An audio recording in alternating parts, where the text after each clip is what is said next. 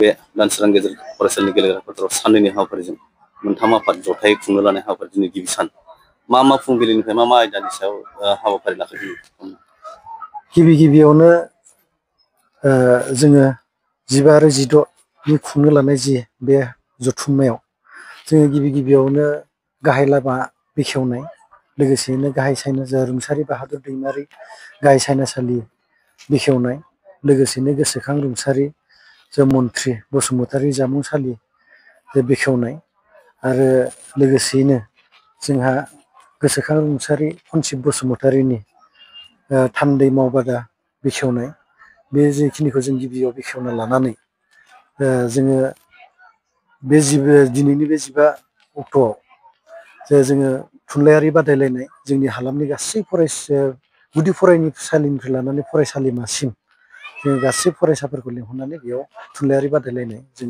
हाबाफारि लानाय जादों। बिखेखकै बुंनो थाङोबा दिनैनि दिनाव सोलोंथाइनि बेलायाव बांसिन नैबे हाबाफारिखौ लानाय जादों। बेनि गेजेरजों खोब मोनसे मोजां मेसेजआ थांदों नोंथांमोननिफ्राय आरो मा बुंनो सानो बेनि गेजेरजों?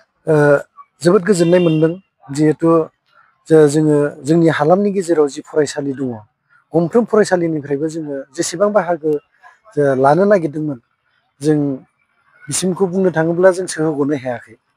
माने बेखौ नायोब्ला जोङो मेसेज होननानै बुङोब्ला जोंनि हालामाव खन्थाइ आवरायनाय खन्थाइ गावनो सुजुनानै बेयाव बादायलायफैनाय सुजुनानै आवरायनाय बादायलायफैनाय बाथ्रा दान्थेलायनाय लोगोसेनो हरखाब बिबुंथि मेलेमारि जा आनजाद नायनाय बेफोर गासिबावबो माने गोख्रों होननानै आं सानदों। खोब मोजां मोनदों खोब गोजोनदों।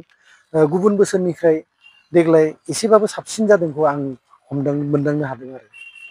दिनै मोनाबिलि समाव दा मोनथाम आफादनि बे थान्दै मेला जानो थांगासिनो दं बर' थुनलाइ आफाद लोगोसे जनाय दुलाराय बर' फरायसा आफाद लोगोसे मोनथामनि दा थान्दै मेल जानो थांगासिनो मा थांखिखौ लाजानो लुगैयो दिनैनि हाबाफारिनि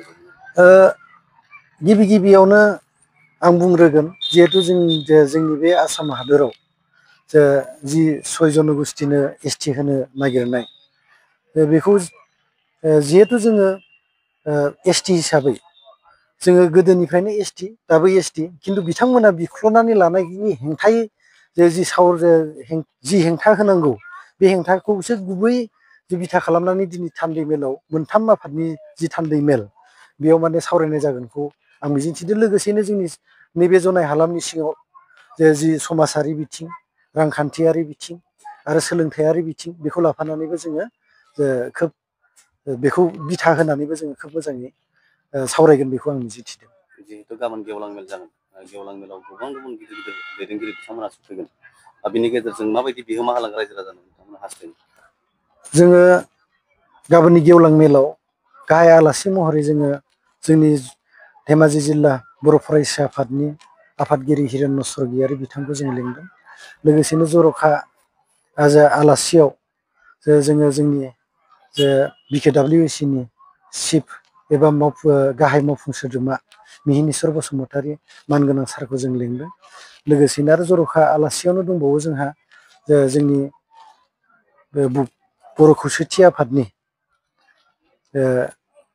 आफादगिरि मानगोनां मनरन्जन बसुमतारी सारखौ जोङो लिंदों। लोगोसेनो आरो जोंनि लकेल MLA बिथांखौबो जों फैगोनखौ मेसेज मोनदों। बिथांमोननि जि बिबुंथि होलांनाय बे बिबुंथिनि गेजेरजों जोंनि हालामनि गासै बर' गामिनि गासै सुबुंफोरानो खोब सोलायथायखौ मोनगोनखौ जों आसा खालामदों।